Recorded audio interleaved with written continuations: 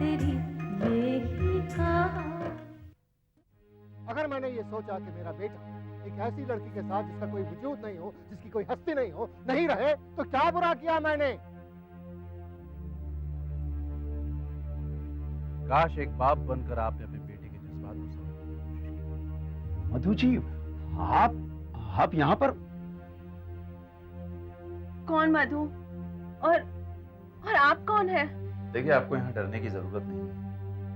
अगर आपको कुछ चाहिए तो आप मुझसे बेझिझक कहिए। मुझसे जो कुछ भी बन पड़ेगा मैं आपके लिए जरूर करूंगा। ये कैसे हो सकता है?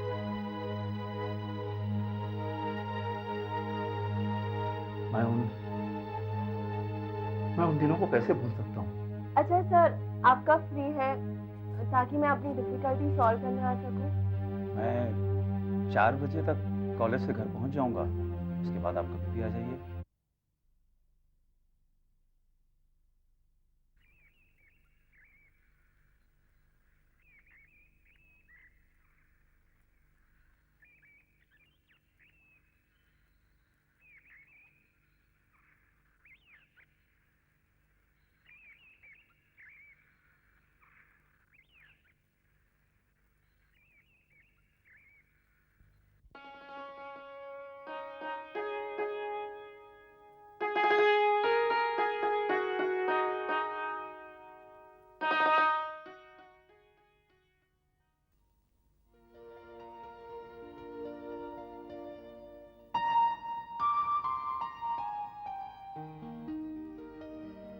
मैं भी तो शादी के लायक हो गया हूँ, स्मार्ट हूँ। भला मुझ में क्या कमी है? आज मैं मधु जी से शादी की बात करके रहूंगा।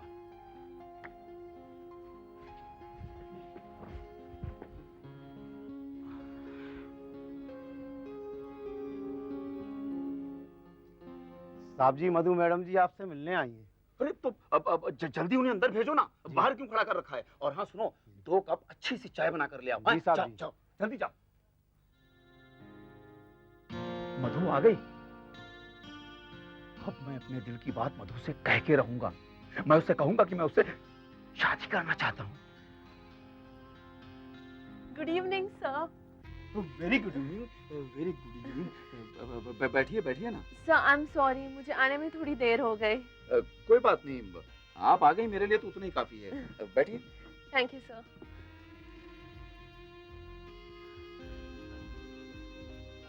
मधु जी, आपकी परेशानी मेरी परेशानी है। सर आप क्या कहना चाहते हैं? मैं कुछ समझी नहीं। नहीं वो हाँ, हिस्ट्री आपकी हिस्ट्री बहुत कमजोर है ना। सब ठीक हो जाएगी। सिर्फ आप मेरी बात ध्यान से सुनिए और आराम से सोचिए। मैं आप हाँ, चाय लीजिए ना। हाँ। चाय लीजिए।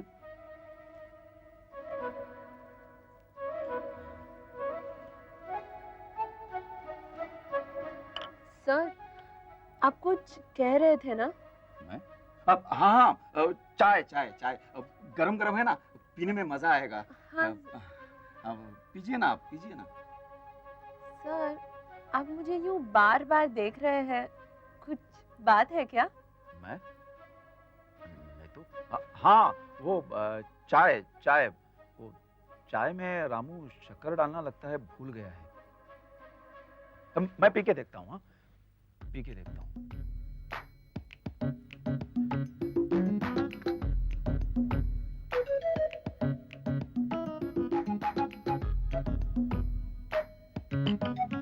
सर शक्कर तो ठीक है, लगता है आज आप कुछ ठीक नहीं है।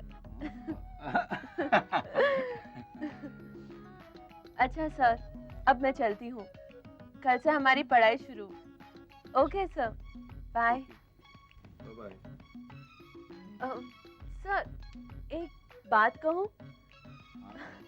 सर आप तो प्रोफेसर है ना, आज आप कुछ कहते हुए रुक जा रहे थे, कल वो बात आप बिना झिझक कह देना। Okay sir? नहीं, ऐसी कोई बात ही नहीं है। सर एक्चुअली मैं जानती हूँ आप क्या कहना चाहते हैं। क्या? मैं क्या कहना चाहता हूँ वो आपको मालूम है? तो फिर आप ही कह दीजिए ना कि मैं क्या कहना चाहता हूँ। सर आप यही सोच रहे हैं ना कि मुझे हिस्ट्री पढ़ाने की आप क्या फीस लेंगे? सर आपको सब मिलेगा, आपका जो हक है वो आपको ज़रूर मिलेगा। अच्छा सर, अब मैं चलती हूँ, बाय। बाय।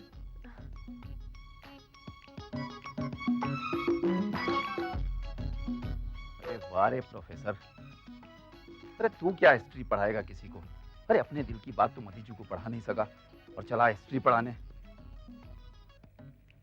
लगता है तू कुंवारा ही रह जाएगा प्रोफेसर, कुंवारा ही रह जाएगा।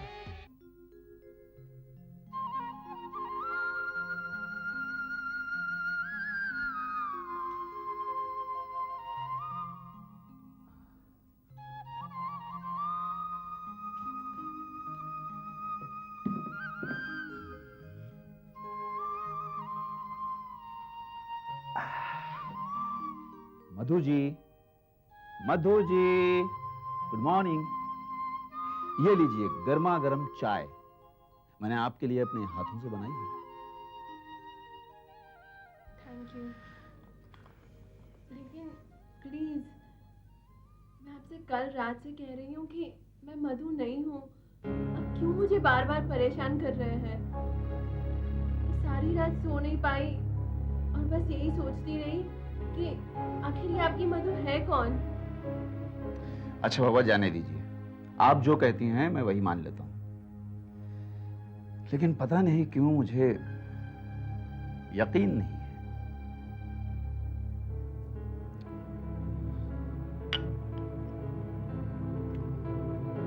अच्छा एक बात बताइए, आपने पढ़ाई कहां तक की है? मुझे याद नहीं है, लेकिन मैं पढ़ लिख सकती हूँ।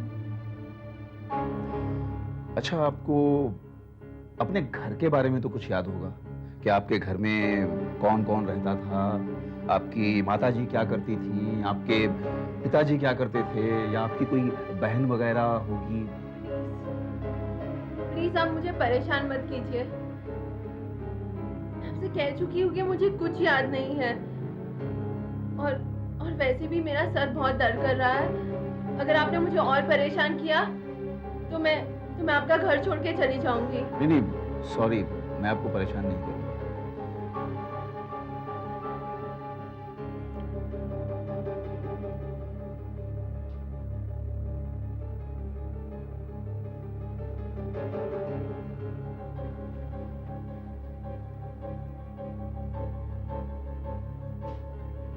अब मैं आपको एक ऐसे आदमी से मिलवाऊंगा जिसे देखकर आप हैरान रह जाएंगे। और तेरी यही कहानी,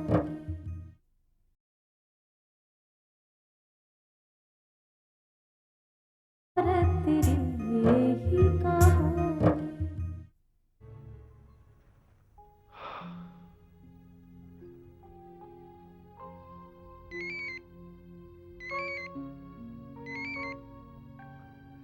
हाँ भरत भाई बोलिए। और हमारी जैगुआर का क्या हुआ? अगर एक मिनट होल्ड करिए। सर आपसे एक आदमी मिलने आया हुआ। भेजो। हाँ भरत भाई, अभी अभी पैसे नहीं, भरत भाई ऐसे कीजिए, कल सुबह आइए।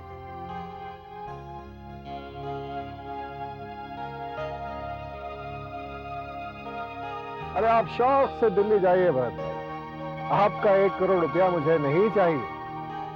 देखिए मेरा एक उसूल है भरत भाई, सूरज डूबने के बाद मैं कोई भी बिजनेस की डील नहीं करता, और जो लोग मुझे मेरा उसूल तोड़ने पर मजबूर करते हैं मैं उनसे भी बिजनेस डील नहीं करता। Okay bye bye. हाँ मिस्टर अल्लाह, कहिए कैसे आना? मैं सब कुछ जरूरी काम से मैं आपके पास आया। मेरी कुछ पेमेंट्स अटकी हुई हैं और जिन्हें रिलीज होने में कुछ वक्त लगेगा, और मैं नहीं चाहता कि तब तक हमारा कंस्ट्रक्शन का बिजनेस यही बन रहा है। ये कुछ जेवर हैं, तकरीबन 60 लाख के। मैं अपने ज्वेलर के पास गया था, उसने कहा है कि इसके 40 लाख रुपए मिल जाएंगे। तो दे दीजिए, इसमें क्या प्रॉब्लम? नहीं वो तो ठीक है, लेकिन मैं चाहता था कि ये आपके पास रहे। आपके पास रहेंगे तो महफूज रहेंगे और मुझे इत्मीनान रहेगा, और फिर आपसे पैसा लेकर मैं बिजनेस शुरू कर सकता हूँ, और फिर जब फ्लैट की बुकिंग होगी तो मैं पैसा वापस कर दूंगा।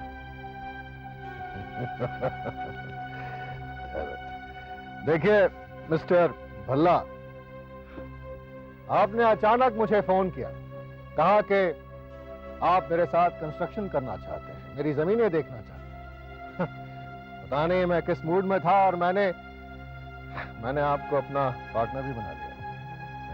लेकिन मेरी एक शर्त थी कि पैसा आप अपना लगाएंगे। पैसा तो मैं अपना ही लगा रहा हूँ, और फिर ये जो जेवर है ये गोल्ड है, और फिर आप तो जानते हैं गोल्ड की स्ट्रेंथ क्या है। ठीक है, मैं जो फ्लैट्स बिकेंगे और जब मेरा बिजनेस शुरू हो जाएगा तो वो पैसे देकर मैं ये ले जाऊंगा जेवर, और फिर अगर आप चाहें तो इसका इंटरेस्ट लगा सकते हैं। देखिए मिस्टर भल्ला, गोल्ड की ताकत मैं आपसे बेटर जानता हूं, लेकिन मेरा एक उसूल है कि सूरज डूबने के बाद मैं कोई भी बिजनेस की डील नहीं करता। वैसा मैं आपके उसूल की कद्र करता हूं, लेकिन हमारी बिजनेस डील तो हो चुकी है। ये तो एक पार्टनर की दूसरे पार्टनर के लिए हेल्प है। अच्छा, ये जेवर हैं किसके? जी मेरी धर्मपत्नी के हैं। क्या आपकी धर्मपत्नी को ये मालूम है कि ये जेवर आप गिरवी रख रहे हैं, या आप अपनी मर्जी से कर रहे हैं? नहीं ऐसा नहीं। मैं जो भी काम करता हूँ अपनी पत्नी की मर्जी के ही मुताबिक करता हूँ। उसी की मर्जी थी कि मैं ऐसा करूँ, और आपके पास। ठीक है, आप ये जेवर, अगर आपको मुझ पर विश्वास है तो ये जेवर मेरे पास छोड़ जाएं, मैं कल इन्हें भेज के इवैल्यूएट करवा लूँ। ठीक है, मैं कल कितने बजे आऊँ? नहीं, आप नहीं आएंगे, पैसा आप तक पहुंच जाएगा। ठीक है, तो ये जेवर आप ले लें। मोहम्मद भाई, ये तिजोरी में रख दीजिए। जी सर। ठीक है, तो मैं चलता। ओके।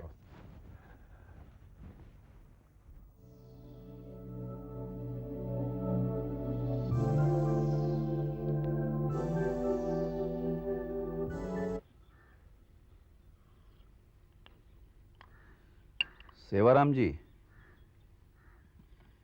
खुशी की खबर यह है कि मधु हमें मिल गई है। मधु तुम्हें मिल गई? कहाँ है यार वो? मेरे घर पर। तुम्हारे घर? पर दुख की बात यह है कि मधु की याददाश्त चली गई है। याददाश्त चली गई? या फिर वो याददाश्त जाने का नाटक कर रही है। उसने मुझे पहचानने से इनकार कर दिया। क्या?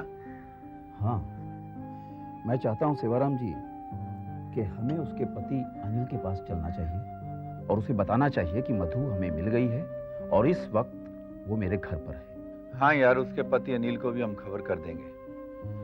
पहले मैं मधु को अपनी आंखों से देखना चाहता हूँ कि मधु किस हाल में है। चल यार, मुझे मधु से मिला। ठीक है, चलिए। चलिए। और तेरी यही कहानी,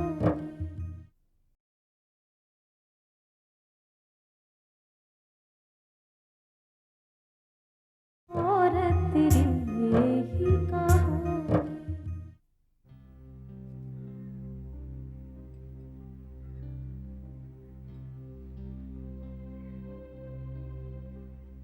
बेटी, तेरे पिताजी अभी तक नहीं आए।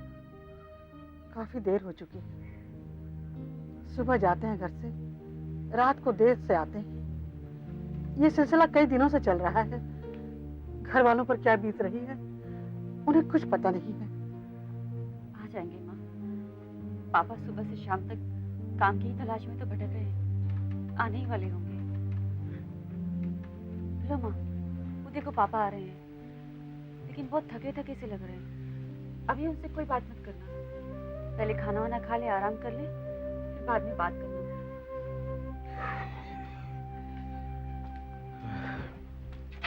शीला बेटी, एक गिलास पानी तो पिलाओ, बहुत प्यास लग रही है। जी पापा, अभी लाइए।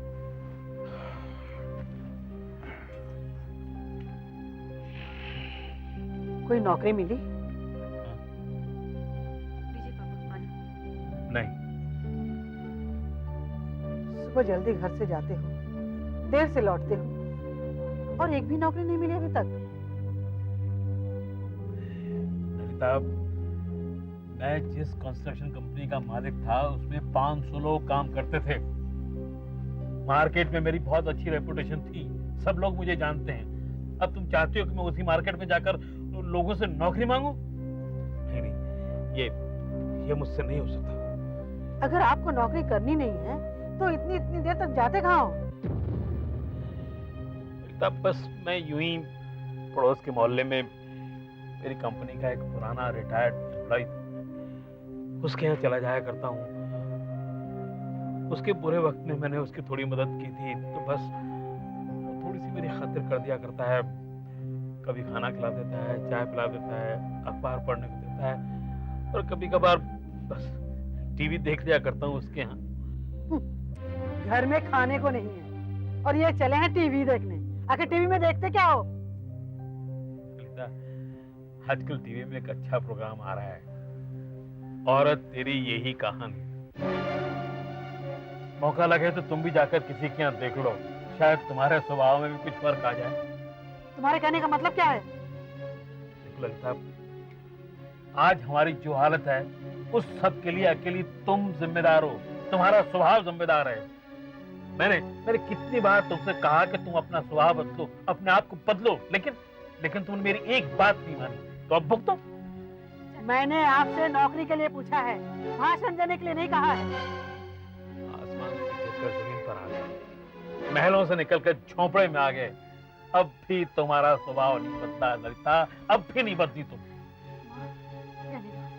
पापा पहले ही बहुत थके हुए, खाना वाना खा लेंगे, कल बात कर लेना। सुबह जल्दी चले जाते हैं, रात को देर से लौटते हैं। अगर मुझे कुछ पूछना हो तो क्या मैं दीवारों से पूछूं कि इन्हें नौकरी मिली है या नहीं? पता नहीं सुबह सवेरे स्नान करके जाते भी हैं या नहीं। अरे अब स्नान क्या, अब तो बस मेरा अंतिम स्नान होगा, गंगा स्नान।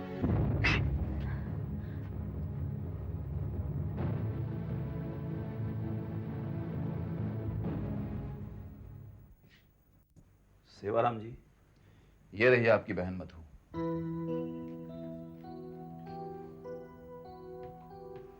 अरे मधु, इतने दिन तुम कहाँ थी? हम लोगों ने ना जाने तुम्हें कहाँ कहाँ नहीं ढूंढा। हैरानी से क्या देख रही है? पहचाना नहीं? मैं तुम्हारा भाई सेवाराम। सेवाराम? मेरे भाई? ये आप लोगों ने क्या लगा रखा है? मैं आपसे कह चुकी हूँ कि मैं आपकी मधु नहीं हूँ।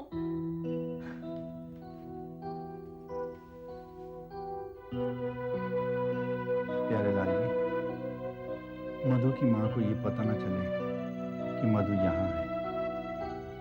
उसकी ये हालत देखकर मधु की माँ रो रो के कहीं पागल ना हो जाए। वो मधु से बेहद प्यार करती है, ये मैं बहुत अच्छी तरह जानता हूँ। वो तो ठीक है सेवाराम जी, लेकिन मैं चाहता हूँ कि ये बात हमें मधु के पति अनिल से जरूर बतानी चाहिए। वो मधु को लेकर कितना परेशान रहता है। जब हम उसे बताएंगे कि मधु हमें मिल गई है तो वो बहुत खुश होगा। हाँ यार, बात तो तुम ठीक कहते हो। चलो अनिल से खबर कर लें। चलिए।